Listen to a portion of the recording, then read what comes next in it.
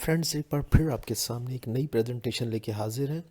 آج کا topic gender studies ہے۔ سی ایس ایس کا 2022 کا پیپر، اس سے سوال لیا اور آپ کے سامنے ٹاپک آ رہا ہے نیچر آف جینڈر اسٹڈیز۔ اس کے حوالے سے ہم دیکھیں گے کچھ چیزیں بہت امپورٹنٹ جڑے رہے گا۔ میں ہوں Mohammad Naufal Safan, belongs to sir Naufal's academy.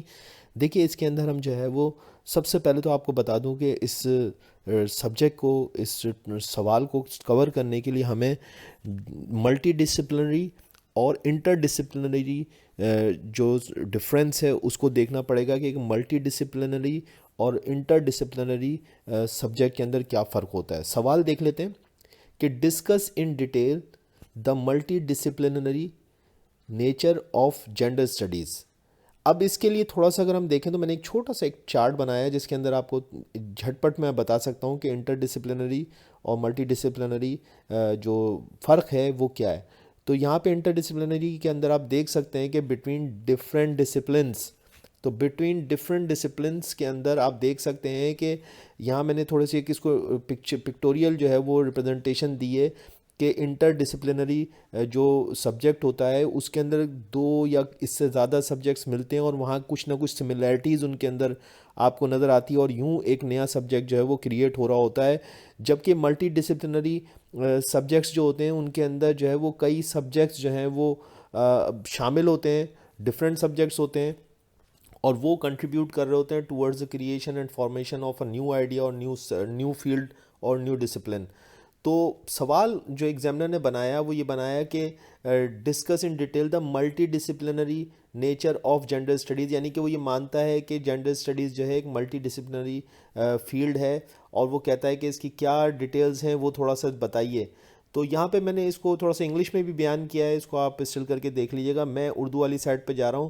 کہتا ہے کہ کسی سبجیکٹ کے ملٹی ڈسپلنری ہونے کا مطلب ہے کہ مختلف اور ڈفرینٹ فیلڈز یا کائنڈز کے سبجیکٹس، آئیڈیاز اور تھیوریز نئے سبجیکٹ کو بننے میں مدد دیتے ہیں، اور یوں یقیناً جینڈر اسٹڈیز اپنے طور پر ملٹی ڈسپلنری نیچر رکھتا ہے جہاں اس میں کئی ڈسپلنز لوگ اپنے آئیڈیاز اور ایکسپیرینسز کو شامل کرتے ہیں، اور یوں جینڈر اسٹڈیز ایک ملٹی ڈسپلن سبجیکٹ کے طور پر ڈیولپ ہوتا آپ کو دکھتا ہے۔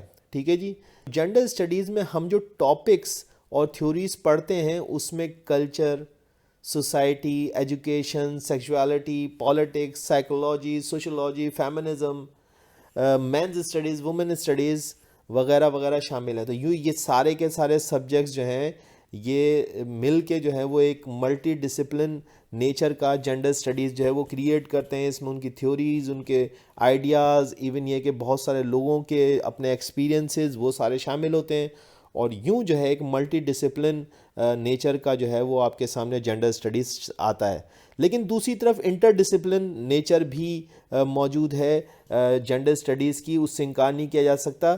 تو جینڈر اسٹڈیز بنیادی طور پر انٹر ڈسپلنری نیچر بھی رکھتا ہے، کیونکہ کہیں نہ کہیں انٹر ڈسپلن ہونے کا مطلب یہی ہے کہ کچھ ایسے ڈسپلنس یا سبجیکٹس جو کچھ نہ کچھ آپس میں سملیرٹیز یا کامن رکھتے ہوں، اور اسی وجہ سے جینڈر اسٹڈیز انٹر ڈسپلن بھی بن جاتا ہے، جہاں وومن اسٹڈیز کے آئیڈیاز اور تھیوریز کو لیا جاتا ہے، جس میں فیمنزم، پالیٹکس کو ایکسپلین کیا جاتا ہے، اور دوسری طرف اس میں مینز اسٹڈیز کی تھیوریز اور آئیڈیاز کو شامل کیا گیا ہے، جہاں اس میں لیزبینز، گے، بائی سیکشولز اور ٹرانسجنڈرز کو بھی تفصیل سے ڈسکس کیا جاتا ہے، جو آپس میں کہیں نہ کہیں ایک دوسرے سے جڑے ہیں اور ایک دوسرے سے کنیکٹڈ ہیں۔